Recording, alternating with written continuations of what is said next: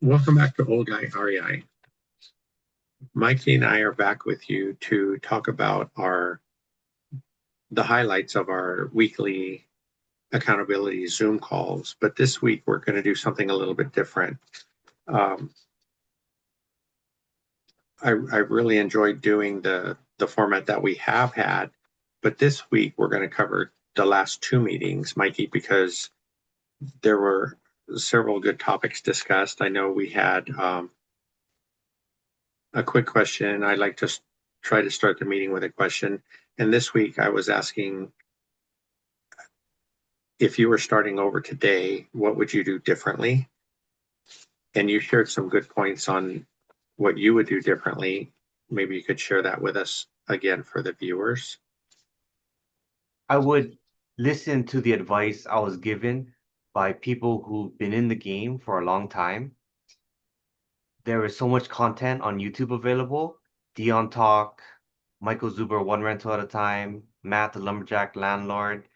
I would religiously consume all their content for at least a 3, 4 month stretch.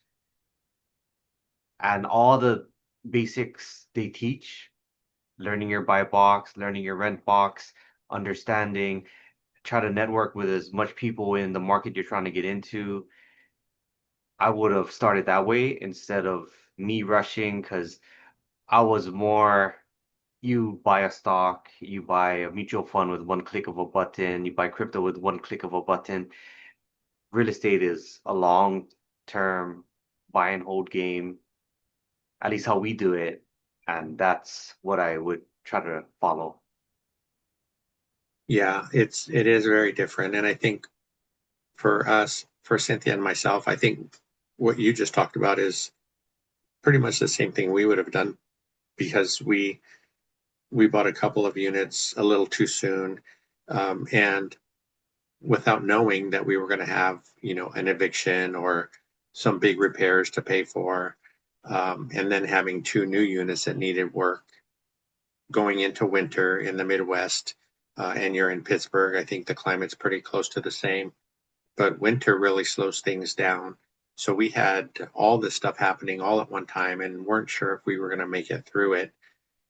And, the other day we were on another live and we were with Dion, and we had mentioned that we're trying to put that information out there to help people not move too quickly, but it just seems like people aren't listening to that, right? They're just seeing where you are. We've been investing again since 2021. I think your time frame is about the same. So we're fairly new, but we've already had all those struggles and people don't want to wait. I know, like, especially for us being closer to retirement age, we really wanted to get something going because I didn't have a retirement account per se. But if I wasn't, if I was younger, I should say, I would like to think that I would listen to people like you that have been through it and sharing your struggles and sharing why you shouldn't buy and buy and buy. So hopefully, people will start listening to that message. Um, yeah, I know it hasn't been easy for you either, but thanks for sharing that point of view. On that meeting, and we talk about it a lot, how people just come together, and we're just hoping that by getting together and sharing our experiences, it will help other investors. And that night, one of the people on the call was looking for hard money, a way to carry a project for a little longer until his repairs were done. And there were some great suggestions. I know you mentioned a couple of people. Conventus, I haven't heard of them before. What did you know about them? This was recommended by Kevin in our meeting, and he gave a great breakdown of Conventus as a hard money lender, but they also do DSCR lending. When I went to the Hawaii Millionaires Mindset event in Hawaii, Zuber was a guest speaker there. He gave one of the best presentations of that event. They have these sponsors, and Conventus was one of the sponsors. So I walked up to their booth there was this great person, Tambarin McCutcheon there, and I had a quick conversation with her. She was great to talk to. She was saying DSCR 75,000 to 3 million range for lending, covering 45 states. They just got Arizona, 20% down. And I watched an interview she did with Daniel Kong on his podcast. She really comes off as a go-getter. You can tell she's really passionate about her job. And along with her, that meeting, and from what Kevin's breakdown was, where it's like maybe if you're a beginner investor, they'll give you a 10% rate for hard money and you 7 to 10 days cash in hand. All of that I take in. So it's like another resource, hopefully, for the community. Yeah, I think that was um, really well covered. The other thing that popped up was a couple people in the group were asking him how much he needed. So there were some other options there. Maybe they had enough to lend him to get by, but that's how important the network is, right? Networking, you never know. I mean, he wasn't asking anybody in the group for money.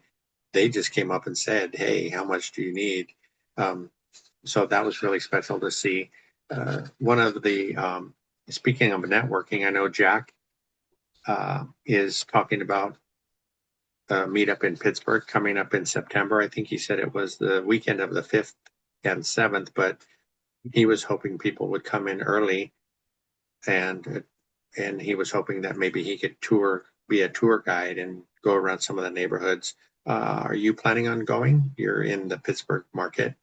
I'll be there. Yeah, great. And I think Mark wasn't sure if he was going to get to go, but hopefully he'll get there since he's been like the driving force for the Pittsburgh market for a couple of years now. A He lot better of come, that guy. we'll start to get on him about that. Speaking of Mark, I really enjoyed the live he did. He did a live the other day with Liam and Curtis. Curtis is in the Washington State area, thinking about going to the Pittsburgh market, and Liam's an agent there. Hmm. With Deacon So and who? okay. Yeah. So Liam was talking about the market. He gave a lot of great information. He seems really knowledgeable about that area. And I'm not sure that Curtis was swayed to go to Pittsburgh right away, but I think he has a lot better information to weigh his options. Because I think, well, from what we see, he seems to be doing quite well in Washington because he's done house hacking a couple of times, and that's working well for him. I think, like a lot of people in the group, I think they don't realize how well they're doing and they feel like they're moving too slowly and they just want to get things rolling a little bit faster. So hopefully, whether he stays in his market or goes to Pittsburgh, things will start. He'll be able to see things a little bit more clearly and make a good decision for himself. I liked on the opposite side of it that Mark had another live stream with Dion. So you have Dion on one side and you got Liam on the other saying you're already finding success in the market you're living in, whereas, hey, we got this out of state market over here. It may be faster, it may be easier to find deals, but what are you giving up to what you've already built? So that was really good to see. Yeah, I think Dion had a lot of great points, and you just made me think too that Curtis being in Washington, he's self-managing. If he goes to Pittsburgh, I don't know how easy self-managing would be. And property managers are super challenging to deal with, as you know, and we know. But yeah, I think he's got a really good thing going where he's at. A few people in the group now, and we got kind of into some contractor talk. I'm a contractor. JSIC is a contractor. He's in New Jersey. Um, Jim is in Sacramento, and so there's a few of us, and we just started talking about. Somebody asked a question about vetting contractors and how do you know if a contractor is a good contractor or not. Obviously, we always talk about getting multiple bids and stuff, but personalities, I think, are a big thing because depending on the size of your project, I know we've had projects which most wouldn't consider long, but it's 3 to 6 months. and you're going to be dealing with this homeowner for that long, or the homeowner's going to be dealing with you. So you need to kind of feel them out. They need to feel you out to see if your personalities are going to be able to work together well. But then they also flipped it, or we flipped it and said, how do we know if we want to work with a homeowner? Because that's just as challenging for us. They might start out great, but then again, after 2 months and they're seeing you every day and you're, making noise all day long, and especially if they're living through the project. Um, so I thought that was good. That went on for a bit, and it was interesting to see. I think my point of view on the jobs I take on now is changing, because I'm just tired of, after this many years, just dealing with things that aren't necessary for me. I don't, there's so much work out there that I'm able to pick and choose. I like to, like I say, just drive up to the garage and do my thing. No condos, no townhouses, none of that stuff where you're carrying materials up different flights of stairs or trying to get it in this tiny elevator. What experience do you have working with contractors in your market? We have contracting through the property management, so it's a side-by-side business almost, and that's how everything is run. So when we get an estimate, that goes through the co-owner of the brokerage and the property management firm, and we have a discussion talking about each of the line items and saying what makes sense, what doesn't. And also Mark, financial firefighter, he has also brought contractors on, Greg especially, and Greg has done great work for a lot of people in the community. So it's also another person you can reach out to just to double check things, or maybe if the main contracting unit doesn't want to do optimization strategies for your property, you could reach out to Greg and he can get more detailed and offer better suggestions because he has more flexibility in his time as opposed to this contracting firm that is managing, I think, maybe 750 emergency calls through all those properties. So that's quite a lot to take on. Yeah, and that's a good point. I was just thinking too that I did see him on the call with Mark, and I think he mentioned too that they get busy as well. So with almost a flood of investors going to that area, they might not be able to service everybody. So that's a thing that we've noticed too, and people in Gary have experienced that as well, because so many people have gone to Gary recently. Um, some of the people on this last call were talking about using AI and how it's helping them save time. I know it's a new thing and everybody's just experimenting with it, but there was one of the people on the call, Steve, had brought in something that he's building to help him analyze his deals and analyze his buy box and rent box. Um, what did you think about that presentation? Now, I took a lot from that, and it spurred me to buy a subscription and to mess around with projects. I really like that in the projects, you can talk about the instructions for what you want to see in that thread when you're asking it questions. And I use that tip that you recommended where you say, I want look over Dion Talk and Matt and Zuber. These are my mentors. So use their content, use their strategies and teachings to affect the questions I ask and how you respond to those questions. So it's like you can play around, and I really like that. Yeah, and a couple other people had mentioned that even though, well, I guess not to rely on the information as, set in stone, but to keep vetting the information that you're getting, because one of the people on the call had mentioned how he was using it at work, and he didn't realize it had given him some data that wasn't accurate when he did the fact checking afterwards with some of his other coworkers, and they found some discrepancies in actual numbers that they use all the time. So, so yeah, I would encourage people to keep vetting that information. They also talked about they were saying that 3 Mile Island might be reactivated because AI is going to need so much power to run. So I thought that was interesting. That I don't know if you were around back then, but we were around when that big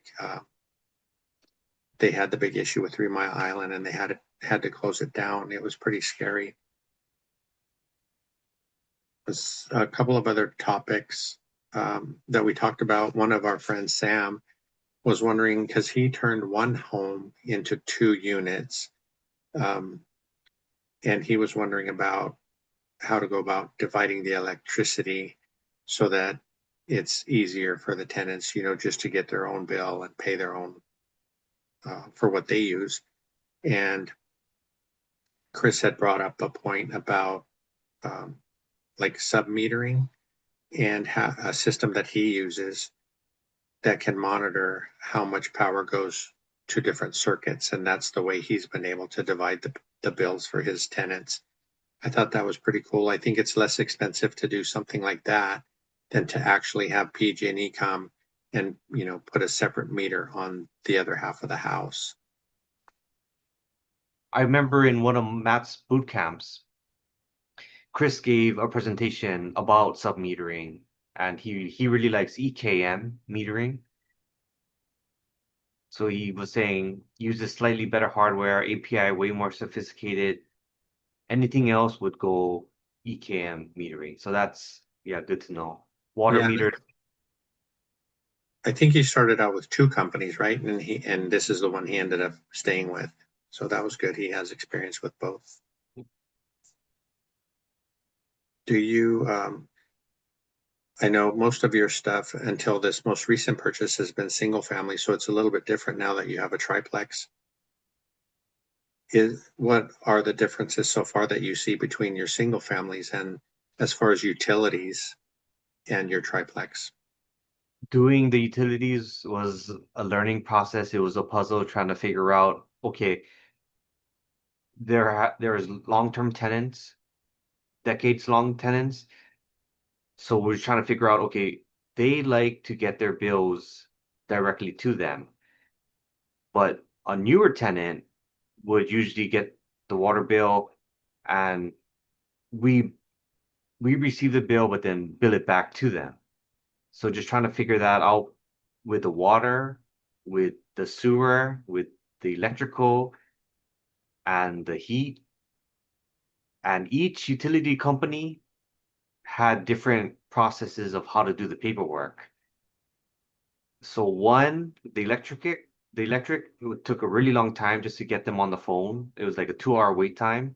And it wasn't until Wednesday they allowed for me to get a callback option.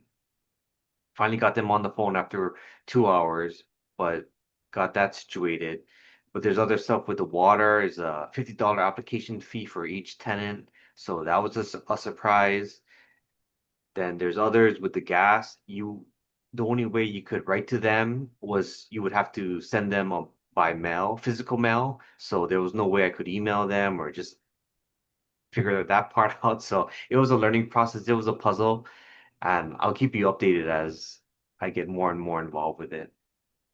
Yeah, good. All these experiences, that's the kind of stuff that is helpful, I think, to other investors. You also talked about the fact that you've been in Pittsburgh from the beginning, and you always talk about how you kind of followed Mark because he started investing years before you got into the game. But you also talked a little bit about now people are coming to you because you're in the market and there's a lot of people interested in Pittsburgh. I was wondering how you feel about that because I think if I've always said, because we're in St. Louis, we're in a few markets, but if somebody came to me about St. Louis, say, and they wanted to know, you know, maybe it sounds like we're doing great there. We're still fairly new in the market, but I always tell people I would like to, at least be in the market for at least a year so we have some realistic information because always everybody always talks about, um, the price to rent ratio looks good and you can just buy there and make money. But we're learning so much about our market and the little quirks. I want to be able to share that with everyone so they can make an informed decision and not just jump into St. Louis and then say, oh, why did you talk me into coming to St. Louis? But I'll let you explain your side of it. But you also said by telling people, giving people the reality of the market, you don't want to chase them away either. So what are your thoughts there?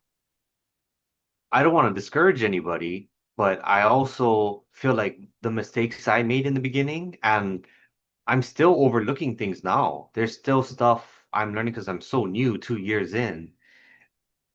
I have to let them know up front that I can give you some of my experiences that I've been through, but I wouldn't say advice by any means. And I know Mark calls me the technician, but I don't really think of myself that way. It's more all the data I'm gathering. How can I let other people know based off of what I'm seeing? But when you have Jeremy and Liam and those guys, they know the market code. So you could take what I've been through, but follow up with them because they are much more seasoned investors and they've been doing it for way longer than I have. And I think the mistakes I made are on the forefront of my mind.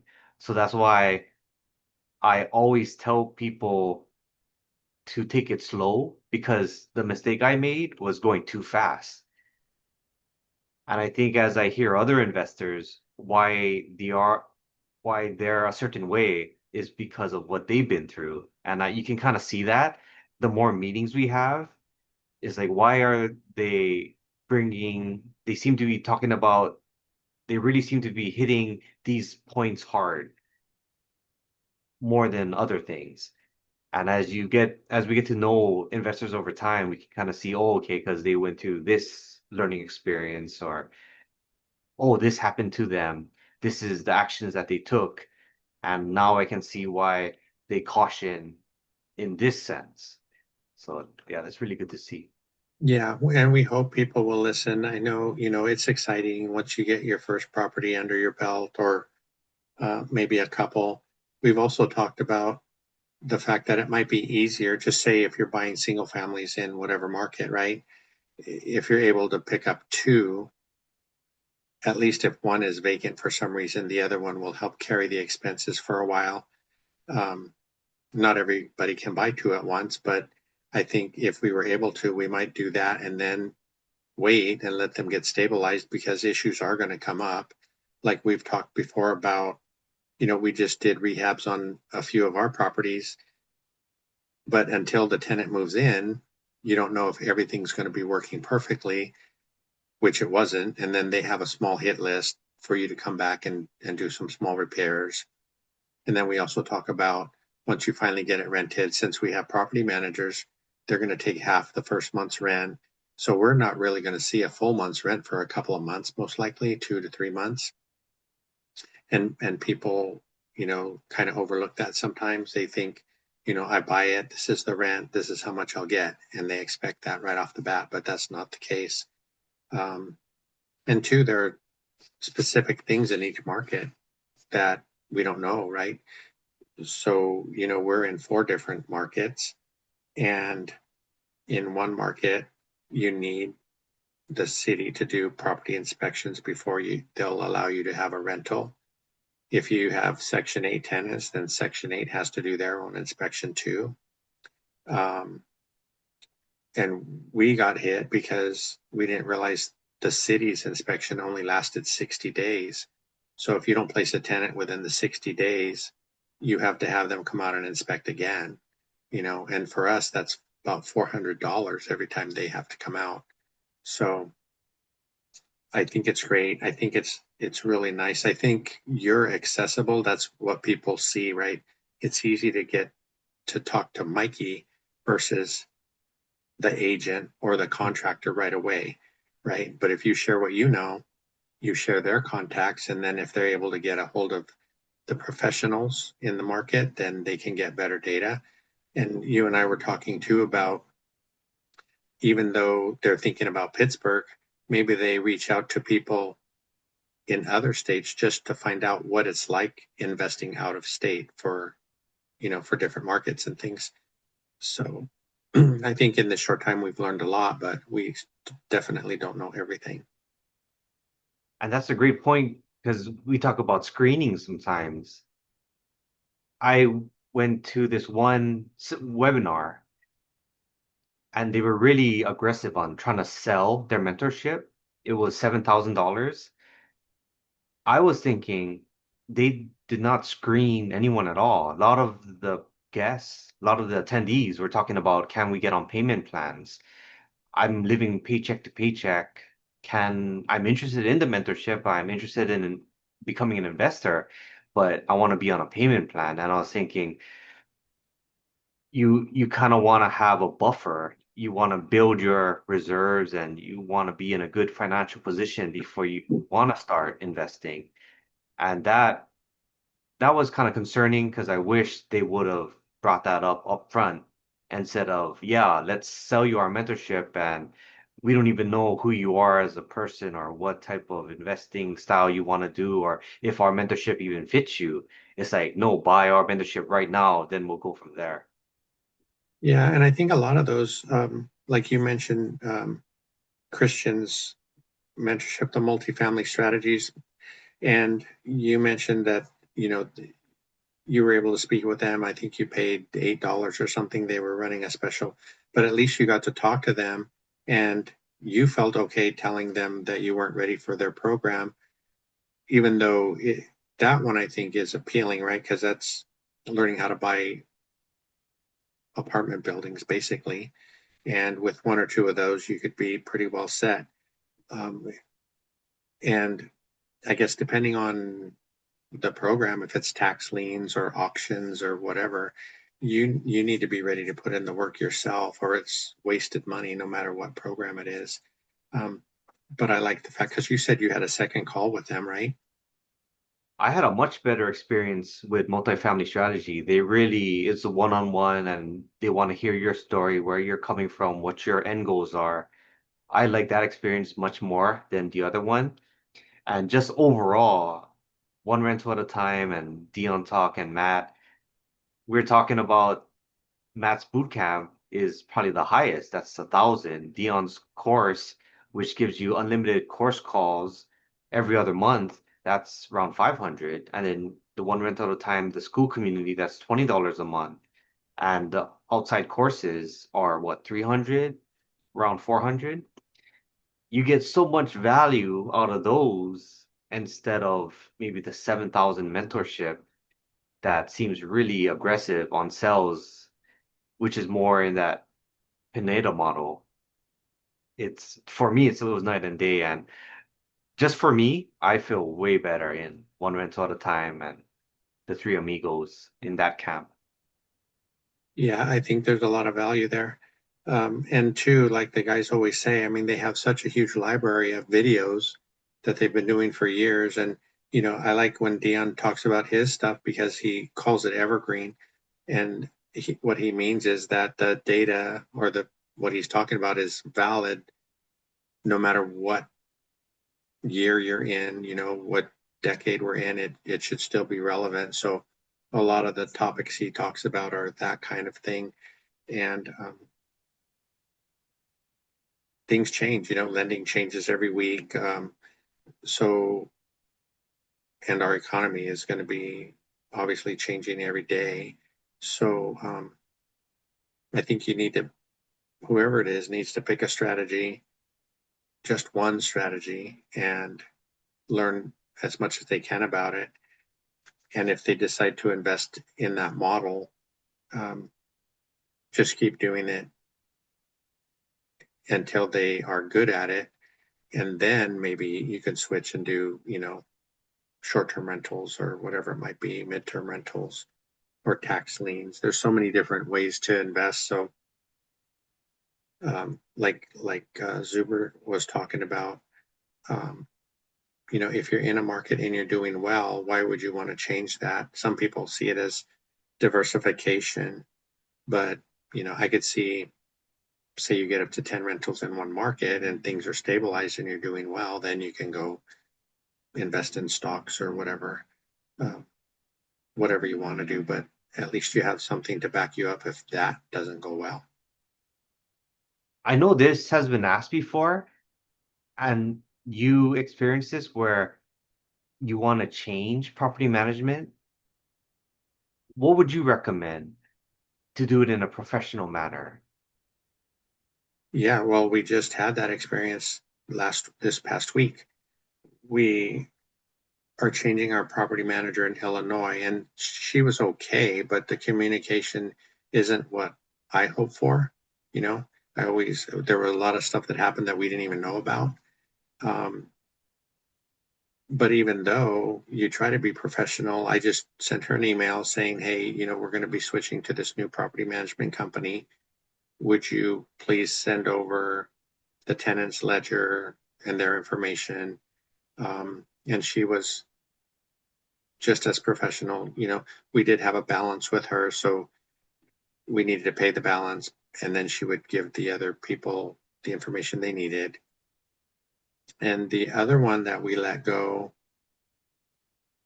it was also communication, but when I told her we were switching, she was kind of baffled. She said she thought we had a good relationship all this time, and I saw it totally different. And I tried to keep that one professional, and we were supposed to give them 60 days, right, to get everything together and transfer it over to the new management company.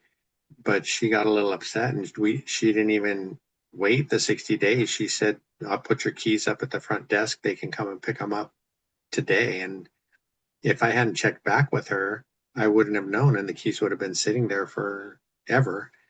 So yeah, it just depends. You can be professional, and hopefully they are, and the transition goes smoothly. But I mean, I guess they're going to be upset about losing the business. And I guess, me being in business for myself, if somebody told me, I don't want you to continue on the project, I want someone else, sure, my feelings would be hurt, but hopefully they would have a legitimate reason for changing. So yeah, that's another challenge and there's a ton of them with property managers. And and you did a good job of vetting the new one. You had an interview with her and you kind of followed up on all the questions you had just from your experience with the past management. So she gave some good insight. And I was curious for your past, the most recent one, what was her response when you said you were moving on? She, just like I said, and she wished us well, and it's kind of funny that you mention it, but the new property manager used to work at the old property manager's company, and and she didn't want to speak poorly of them, but she did kind of hint that they were lacking in a lot of areas and that we wouldn't experience that with the new company. So yeah, and I mean it's a small market, right? It's in Illinois. There's like, I don't know, 6,000 people or something. And probably, I think there's only three or four property management companies in that specific area of Illinois. So, but I think our old property manager, she was disappointed. She didn't ask what she might have done wrong or anything like that. She just said, okay, and let us go. Yeah, I remember drafting that email for me moving on. That was one of the harder things to do. And pushing the send button. You just got to push it sometimes, right? Yeah, it's like that feeling, oh, do I want to do this? But I'm yeah, much happier now, so it's Yeah, worth it. that's good. And I'm glad you're happy with the new people. But we've had friends in the group that, are thinking about switching because the current one is lacking in a couple of areas. The new one might be great in those areas, but lacking in others. So I think a couple of people were thinking maybe of splitting their portfolio. They had, 15 units or something. So splitting and checking both of them, then they could decide if they wanted to stay with the issues in their current guy or go with the new people. So I think that's a great option. But in our case, we just had the one property. We didn't have two or more to try that out. So Yeah, and if you're planning this, just try to get all the documents you can from whatever platform that you're currently on, just in case. Draft a professional letter and just see what happens after. But if you do that, it sounds like from our experience, that's the best way you can exit. yeah, it's funny you mentioned pushing the send button. That that comes up a lot. Sometimes even in my business, if I'm doing an estimate and in my head it sounds too high and you're arguing with yourself, but it is what it is. You just got to hit it, and if they take it, they take it, and if not, they don't. But um, in some ways, that's easier because you can talk yourself into hitting the button and then just wait wait for the results. Uh, so, but on the other side of that, I waited too long to hit the send button, right? And it cost us a lot of money on in those property managers that weren't doing a good job. So they always talk about firing fast, you know. I did the same thing. I waited too long too, and it cost me a lot. Mm, So yeah, you're exactly right. yeah.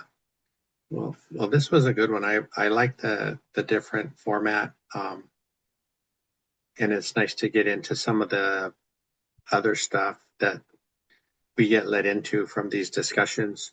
So I appreciate you. And also, we've talked recently to some other members about being honest about what we're going through, right? And how that helps people more than anything else. And sometimes it's not easy to tell people you think you failed here or there, or maybe you're losing money here or there. But if people don't know, they can't suggest a way to help you or help you come up with ideas. I know that has helped us a lot over the past years. Yeah, I learned the most from mistakes. And when people share theirs, we're not cheering for mistakes, but honestly, I learned the most, and I just have that in my notes just so that I try not to face those same challenges. But we really appreciate when people share like that. And I did want to mention Mark, he's because Zuber came to Hawaii and did the event and was so gracious with his time, him and Olivia, he is sponsoring 20 new investors that want to join school. So if you reach out to Mark, subscribe to his channel, and Zuber confirms that you sign up with school, Mark will send you $20 for the free month, just so that you can experience school. It's a great learning environment. Every Sunday, Zuber is having calls now. He just had Jason Pritchard on. He just had Thatch Nguyen on. So a lot of great value there. Yeah, I think just those Sunday mornings are worth it, and there's tons more. I think I haven't even had a chance to get into it all, but the creative financing with Ty, that's several hours of great information. So yeah, hopefully people will at least give it a shot. I think that's really generous. That's a really generous offer. So people should take advantage. I don't know how many spots are left, but I think there was only going to be 20. Yeah. Yeah. So hopefully they'll reach out and make that happen. But I guess that's it for this week. I'll look forward to chatting with you next time. Sounds great. Thanks as always. Thank you.